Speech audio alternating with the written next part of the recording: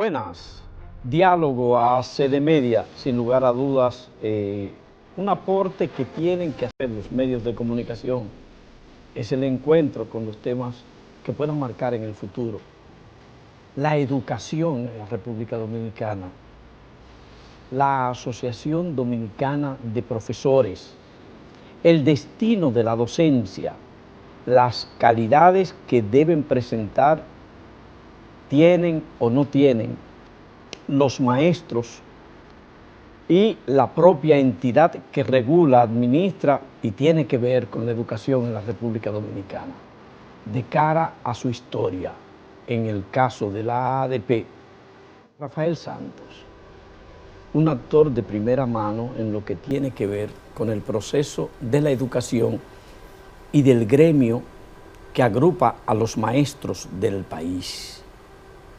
Incorporado el 4% del Producto Interno Bruto como presupuesto para ser manejado para la educación, en medio de conflictos entre la entidad que regula la educación y el gremio de los docentes, habría que ver entonces dónde nos situamos nosotros como nación, pero sabiendo, conociendo en lo fundamental, a viva voz de Rafael Santos, ¿cuál es la historia de la Asociación Dominicana de Profesores? Bien, muchas gracias a ustedes, particularmente a Dani, Belkin, Freddy, Napoleón y a ti, Salvador. Realmente, la ADP nació en una coyuntura política muy especial, 1970.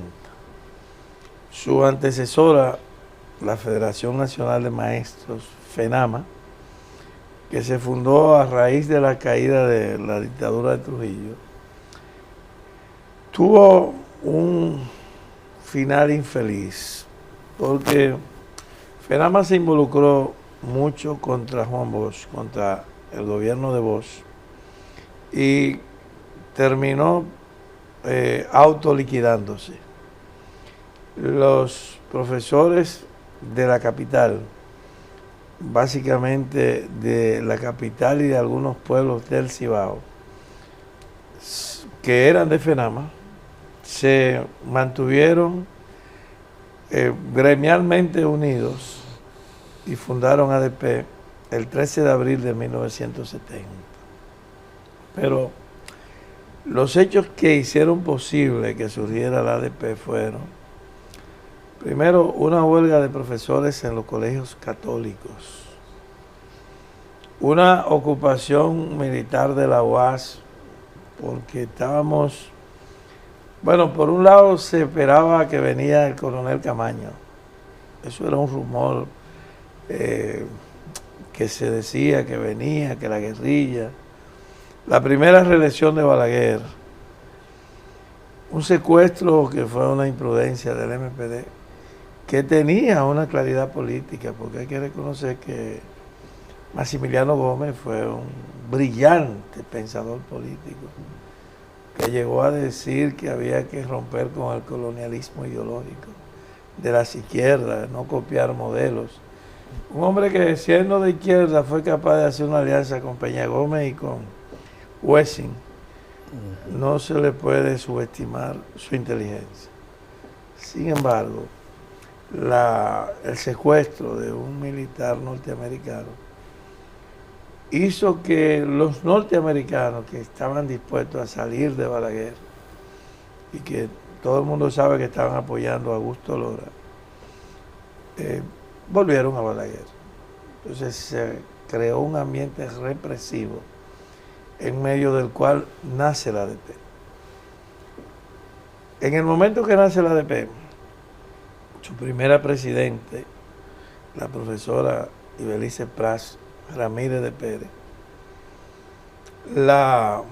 llegó también Bosch a lo que llamó de quitarle las garrapatas al buey, sacar del PRD los que se habían infiltrado, o sea, a esa alianza que hizo Peña Gómez con el Moreno, que Juan Bosch llamó las garrapatas al buey del PRD, trajo como consecuencia una confrontación entre los que dirigían la ADP y Juan Bosch.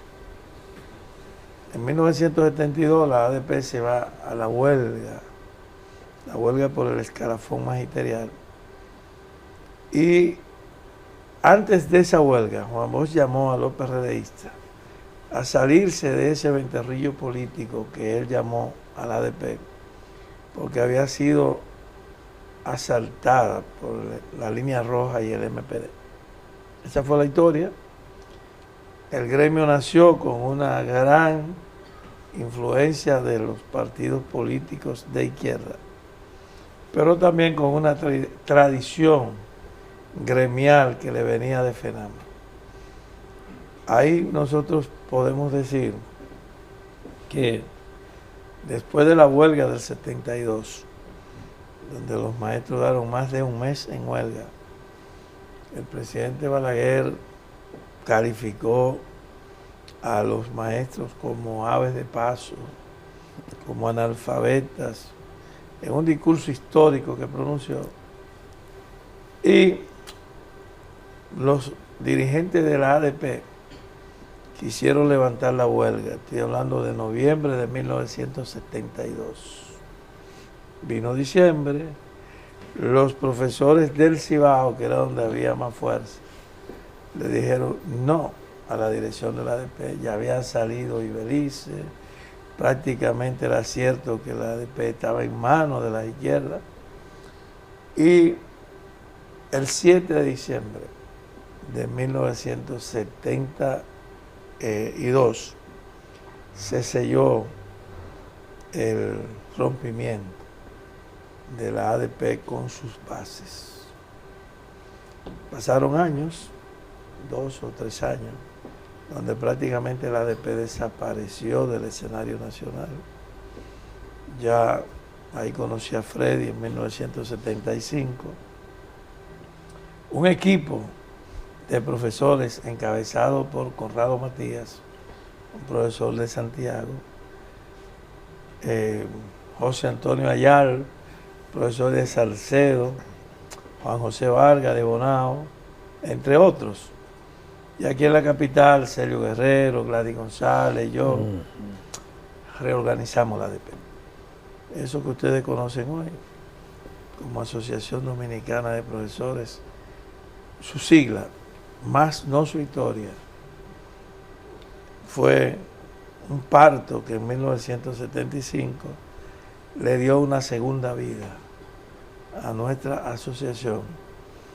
Y a partir de ahí entonces empezó un proceso de rectificación en la izquierda y de rectificación en el sindicalismo. Bueno, poca gente sabe que nosotros, muchachos, porque como dice Alburquerque, nosotros cometimos el error de haber nacido antes.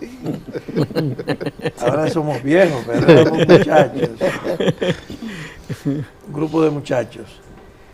Diseñamos una estrategia para que la ADP no la dividieran los partidos políticos. Y esa estrategia fue simple. Unidad en la diversidad político-ideológica y proporcionalidad en las elecciones. Habla de la dignificación de los maestros. En todas las protestas, las manifestaciones, los movimientos de la ADP, hay un pliego de demandas, pero todas concluyen se sintetizan en un aumento salarial. Tiene que ser siempre la ADP esa combativa, ese combativo gremio, e insatisfecho todo el tiempo, parte de su ADN. No, mira, yo pienso que en 5 ocasiones la ADP se ha ofrecido y ha participado en procesos para mejorar la educación, en 5 ocasiones. Ya dije en el 90, luego lo hicimos primero lo hicimos en el 87 con Pedro Caonabo Pichardo, un congreso juntos. Luego en el 90, cuando yo iba a salir de la ADP, celebramos un congreso y publicamos un documento llamado Problemas que no lo son, para referirnos a la transformación de la educación. Yo creo hoy que la ADP tiene que entender algo. Mi ADP, la organización que yo creo que ha demostrado, por lo menos el gremio que más ha durado unido, que no se ha dividido en partidos políticos, tiene que entender algo. Se ha producido un hecho histórico, trascendental, de una importancia que se llama la Cuarta Revolución Industrial. Y esto va a cambiar la forma de producir, la forma de enseñar, la forma de vivir, porque es un movimiento civilizatorio. No solo se refiere a modificar las máquinas por robot, no, es más que eso. Cada revolución tiene un patrón civilizatorio que le es propio. Entonces, la gente hoy necesita saber con certeza que la oferta educativa está en capacidad de formarlos para ser trabajadores técnicos científicos con buenos salarios. Yo te podría citar una cantidad de más de 100 áreas donde esa revolución va a impactar para mejorar los salarios. Te digo, por ejemplo, tractorista de máquina pesada, te digo, por ejemplo, la economía circular, te digo, por ejemplo, las comunicaciones. Pero no puede ser que el centro de la educación sea solo la escuela y los profesores, tienen que ser los estudiantes. Los estudiantes tienen que ser el propósito. Y si tú te pones a ver la cantidad de muchachos que la educación ha frustrado, muchachos, porque tú entras a una escuela, bueno, ahora también está el kindergarten, pero vamos a decir que tú entraste en primer grado de primaria, 8 años. Después dura 4 cuando eres del viejo sistema. Ahora 6 de primaria, 6 de secundaria. Primaria, ciclo de media, 6 años, 12 años. Y va a una universidad y dura 3. Ya lleva 15.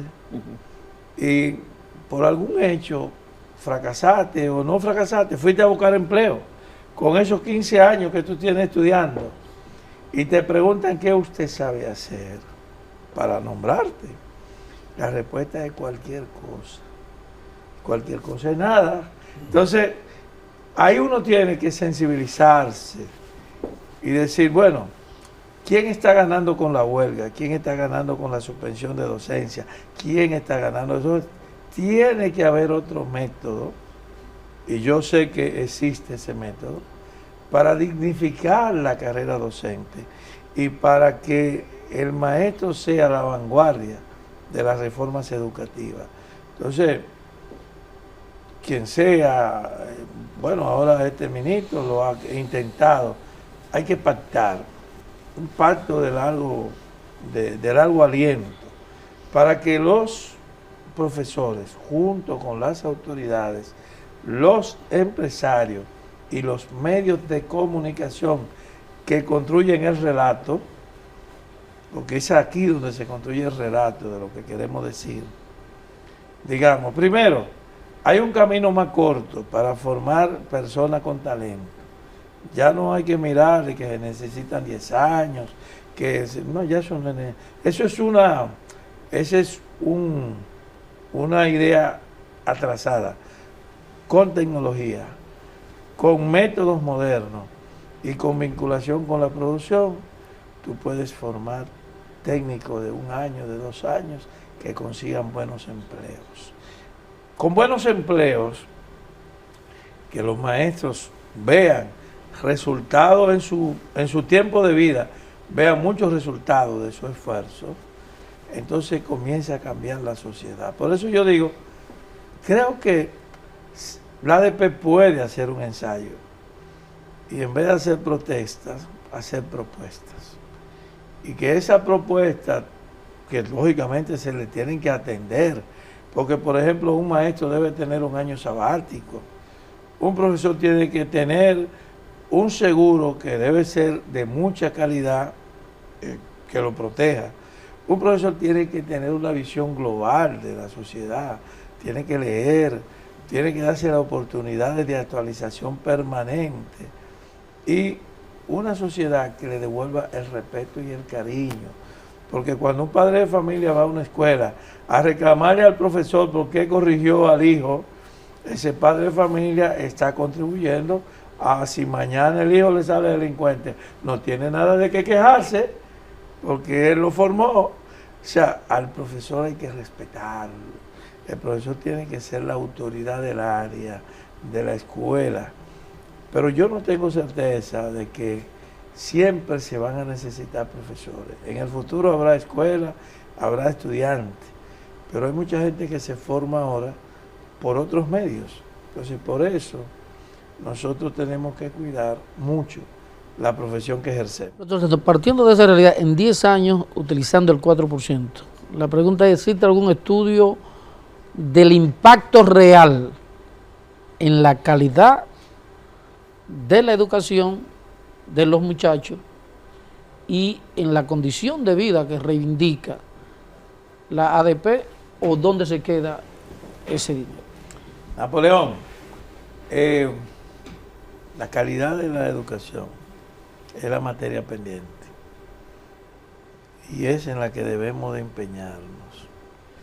Y calidad significa que los que pasan por una escuela, los que pasan por un centro de formación, puedan conseguir, o sea, el profesor tiene que tener certeza de que a quien él enseña es empleable.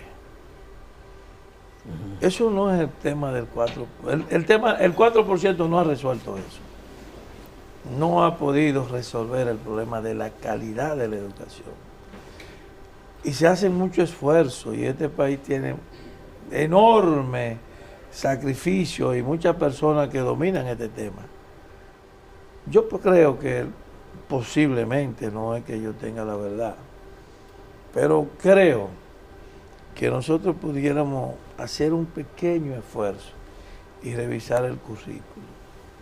¿Qué tanto de lo que se da en las escuelas o en los centros de infoteo, en las universidades, es necesario? Es útil. Es útil. ¿Qué tú haces con lo que te enseñan todos los días en una escuela? ¿Te sirve para resolver un problema práctico de la sociedad? Yo vi el modelo de educación de Finlandia cuando empezó. Tuve una relación muy cercana con Finlandia, una relación incluso en el plano de todos los niveles, político, congresual, y entonces viví esa reforma. ¿Qué hicieron los finlandeses?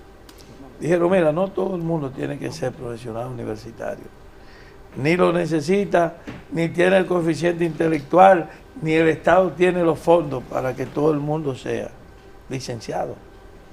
Entonces crearon 2 bachilleratos, un bachillerato técnico y un bachillerato científico humanístico.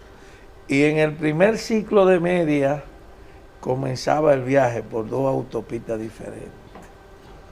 Si tú logras un bachiller técnico con doble titulación, el de bachiller y el de técnico en algo, puede ser reparación de aparatos de medicina moderna, puede ser técnico en televisión, técnico en turismo, técnico en robótica, inteligencia artificial, técnico, y además es bachiller. Ese muchacho va a entrar al mundo del trabajo.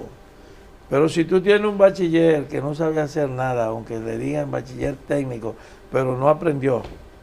Entonces, por eso yo creo que la calidad tiene que pensarse en una educación del futuro, no en el pasado. Creo que todos debiéramos dar un nuevo viaje al futuro, porque es en el futuro donde se construyen los cambios. Ahora, si tú me traes aquí un modelo colapsado que parezca moderno, un modelo educativo que lo copiaste en un modelo internacional y lo trae aquí y gasta el dinero público en eso y tiene 20 años de atraso, ¿qué va a pasar? Siento que la preocupación de Freddy, la cita de un economista que hace cuestionamientos sobre si es necesario el 4%, si se justifica el 4%, yo creo que es importante establecer un mecanismo para poder lograr la combinación ideal entre la inversión en educación y el resultado. Entonces, pregunto, ¿cómo hacerlo ¿Hay alguna fórmula, la reedición del plan decenal, hay algún mecanismo para que podamos mejorar la calidad de la educación y tengamos una inversión adecuada de ese 4%, que pueda ser 7, que pueda ser 8? Sí, déjame cerrar este aspecto en 30 segundos. Los maestros han demostrado que son grandes organizadores. Organizaron la ADP, la empresa más grande de cooperativa, el seguro médico más, en su momento más poderoso. O sea, es un sector que a pesar de sus bajos ingresos ahorra y construye. Por tanto, con la ADP, si se logra una manera de diálogo y de concertación, se puede contar para estas reformas. Pero para que nosotros podamos, primero, utilizar ese sacrificio que hace el país de aportarle el 4% de su Producto Bruto Interno para la educación y lograr que nosotros podamos ver cambios. Por ejemplo, vamos a hablar de semiconductores. Ahí hay una música que casi nos está cayendo en los pies. Asia está muy complicada. Estados Unidos va a volver a la investigación científica, donde se descuidaron mucho, y va a traer hacia este corredor geográfico muchas de las empresas que se fueron hace 30 años a la Asia. Por ahí vienen inversiones importantes. ¿Qué parte del pastel nos va a tocar a nosotros? Bueno, ahí tú entras en educación. Es un tema que te mete directamente en educación. Porque tú dices, bueno, República Dominicana tiene un buen clima político.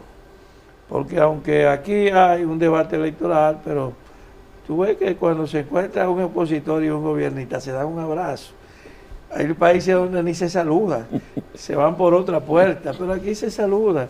Y yo lo he visto hasta tomando vino juntos. Sí. Yo lo he visto, no sé si ustedes... Sí, pasa, pero pasa. Sí, pasa. Afortunadamente pasa. Pasa. Aquí hay ya un clima político que no sucede en muchos países vecinos. Aquí hay que decirlo, un empresariado maduro que puede gestionar financiamiento y cumplir sus compromisos. Estamos equidistantes de los mercados más importantes y no es tan difícil formar talento. Entonces, si nosotros nos ponemos en una agenda común, que para mí tiene 5 puntos fundamentales. Primero, reformar el currículo para que se enseñen cosas útiles. Segundo, modernizar la forma de enseñar, y eso incluye a los profesores de manera directa. Tercero, modernizar las plantas físicas y tener una alianza con el empresariado para que una parte de la educación se ofrezca en las propias empresas, formación dual.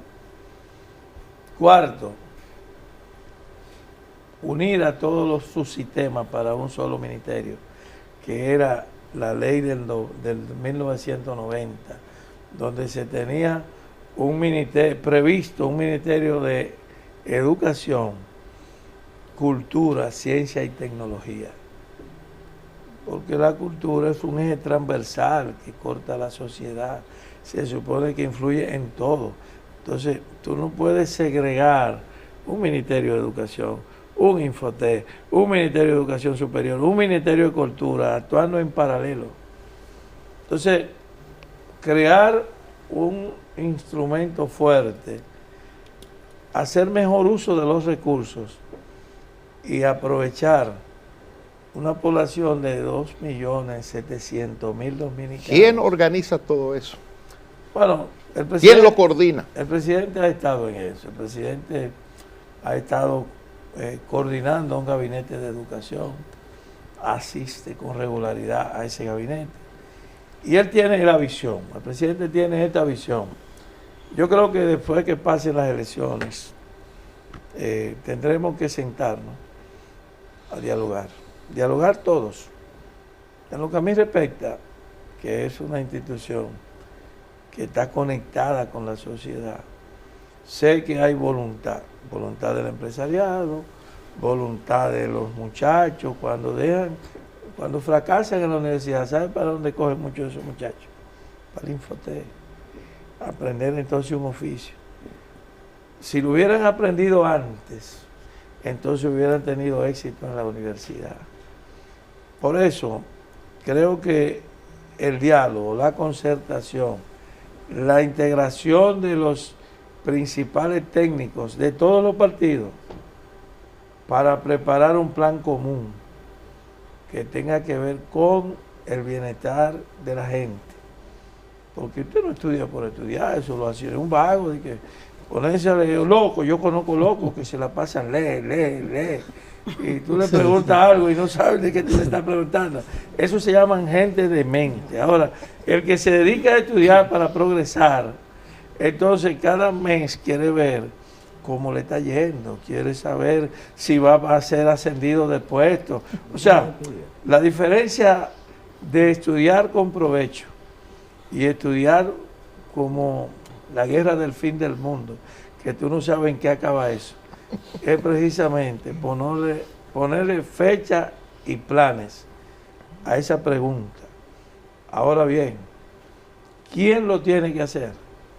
Un líder fuerte, un líder ratificado por una mayoría considerable de la sociedad y un líder que ha dicho, y que yo sé que lo va a cumplir, que él le queda este periodo. Entonces, alrededor de un liderazgo podemos construir un proyecto de nación que pasa inevitablemente por una gran reforma de la educación para asegurar la calidad. Y la calidad no se mide por cantidad de títulos y certificados que tú tengas debajo del brazo. Esa era una visión de antes. La calidad hoy se mide por las competencias. ¿Qué usted sabe hacer? Si lo sabe hacer bien, si el que le pidió el servicio quedó satisfecho, y si usted cuando regresa a su casa, porque es un técnico de calidad, siente alegría en los calderos, en los muchachitos, y todo el mundo está alegre, porque suena la caja registradora. Eso es con buenos salarios y con buenos técnicos. Bueno, gracias a Rafael Santos por los elementos que tienen que ver con la historia de la Asociación Dominicana de Profesores y por una visión sobre la educación que tanto se requiere. Gracias, infinitas gracias. Sus anfitriones, Dani Alcántara, presidente de ACD Media, Belkis Castillo, directora de proceso.com.do, Freddy Sandoval, director de turismoglobal.com.do, Napoleón de la Cruz, director de prensa de ACD Media. Gracias a Rafael Santos por acompañarnos en este diálogo. Un servidor, Salvador Sánchez, le dice buen feliz resto del día. Nos vemos en la próxima conversación. Diálogo ACD Media.